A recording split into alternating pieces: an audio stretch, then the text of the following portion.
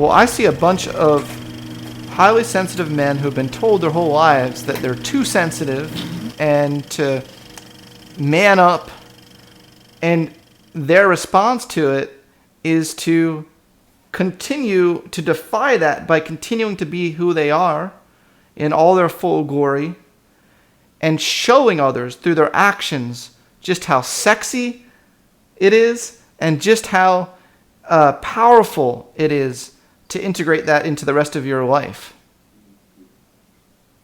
As a man. I have been a sensitive man all my life, along with about 1 billion other guys. We come from all walks of life, nationalities, races, and sexual coding. Now don't get me wrong, all men are somewhat sensitive. Some of us are a little less sensitive and others a whole lot more. We call them highly sensitive men. The scientists call it an innate trait. What I'm about to share with you are some of the people who will be featured in my upcoming and first ever documentary about these men. It's called Sensitive Men Rising. It's the untold story about the good, the bad, and the quintessential highly sensitive man. My beginning was like anyone, and the reason I share these stories is more to say you're not alone. And I say a highly sensitive man would have experienced, I think, at moments a lonely walk, despite his appearance. He could be a tough cop, he could be a fitness instructor, he could be an accountant, he could be a gentleman who's a writer, or whatever. He will have walked through loneliness and misassessment, and I think those are the things, and unfortunately the recognition comes through feeling, I guess, maybe somewhat broken or misunderstood through one's own private tears. And it's not a woe is me story. It's a trait that's only been recognized, and thank goodness here we are as ambassadors to present that. And wake up,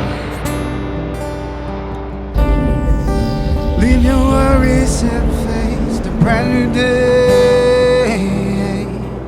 We have this conceptualization in our society that being strong means not showing emotions. Being strong means fighting people when you disagree with them. When I think having the fodder for sensitivity and being able to harness that power in a disciplined way that is controlled, self-controlled, and directed toward making the world a better place, to me that's the height of strength. Anyone can just go around yelling and what are you resisting there and within yourself? You're not. But what's the strength there? What's the strength there? To me, being able to be sensitive and to not let that take over you and to use that in positive, productive directions is being a real man.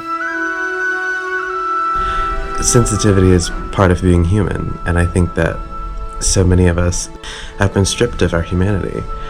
You know, being sensitive is part of that. We have access to so many wonderful emotions and feelings and ways of expression, and sensitivity is part of that.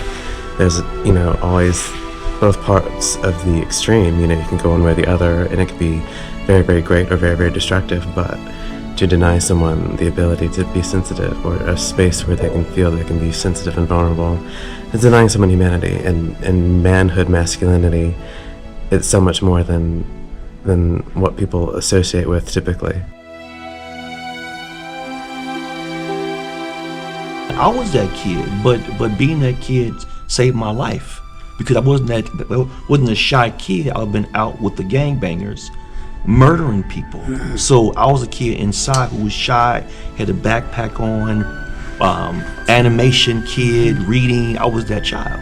So I would embrace that, actually. But how that's handled these days has changed a lot. Because if it was up to my great uncle, and I was a little timid, then he'd call me Sugarfoot. He'd say, something wrong with that boy, something, you need to have him checked out. But with the way things has changed lately, you can't do that because you don't know where the mindset of that child is at this point, if they're maybe leaning, because at first, it was all kind of, you make jokes about the boy, Smith the queer, all that stuff. He wasn't willing to fight. Something was wrong with him. He was soft. He was sensitive. He was, but now you can't treat people like that. You can't just push the boy in the fight, because what if mentally he doesn't identify as a certain way and all that stuff, which when I was growing up, you identified as what you was born with, and you get out there and fight. So it's kind of different the way things have changed, even though people haven't changed mentally yet. They have to adjust. Sensitive Men Rising will serve as a beacon call to HSP men throughout the world to help them understand, recognize, and embrace their sensitivity as the positive and natural gift that it is. What does a strong, sensitive man look like? You're looking at one. Full of intestinal fortitude, Andrew Reese is a man's man, a tough, outback Aussie bloke. But what thrives inside this grizzly guy ended up shocking and amazing his friends as he diminished the darkness and illuminated his consciousness. When did you discover that you were highly sensitive? I started reading about highly sensitive people, and I just got all these tingles, and I was like, that's me. That's me. I felt I'm home. I've found who I am. I've been cruel to myself on this fast. I've been cruel to myself for being so sensitive, and I didn't know that that's what I was.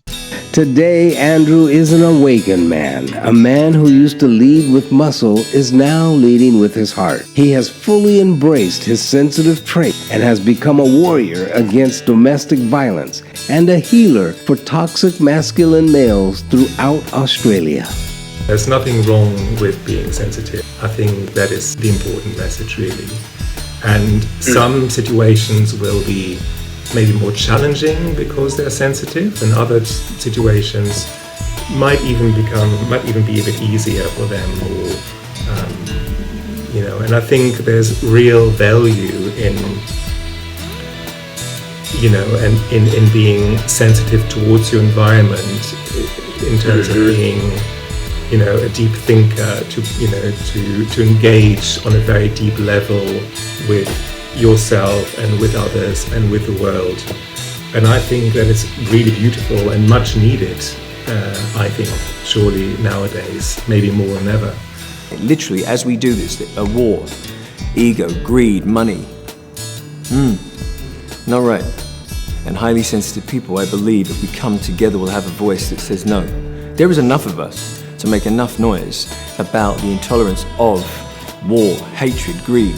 And who would have thought maybe all these little sensitive men come along and say, no, we've had enough. I have.